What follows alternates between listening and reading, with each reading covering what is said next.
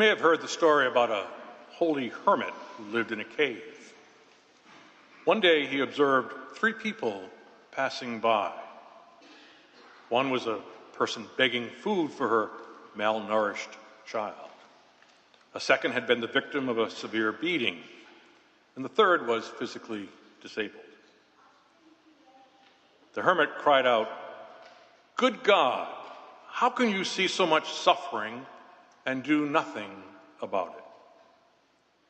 And from deep within his heart, he heard God reply, "I have done something about it. I made you." I've always found it remarkable that on Holy Thursday, when we commemorate the institution of the Eucharist and priesthood, the gospel reading from John is not about Eucharist or priesthood, but about the washing of the feet. What is significant for John is service. What is precious and holy is the care Jesus gave for others, and that we are asked to do in his memory. Jesus became the servant, and so must we. In keeping with the custom of the day, Jesus washed feet.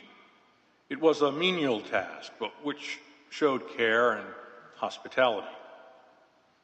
The ritual of washing feet is not of the essence. What is of the essence, what is key, is what this action represents: care for another human being, service of one for the other, without reference to station or status. As Jesus washed the feet of his disciples, we must wash each other's feet, not in a literal sense, but in the sense of bowing or kneeling in front of another human being and serving them in their needs, their need for forgiveness or compassion or basic care, especially for those in society that are the dispossessed. This is meant to be the ritual of the follower of Christ, and that's what we are asked to do in his memory.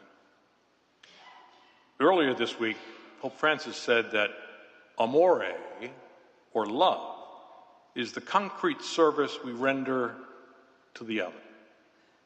He went on to say that love isn't simply words, but works and service, a humble service performed in silence. We make this Thursday holy in our commitment to serve our brothers and sisters. God has done something to respond to the sufferings of others. He made you and me.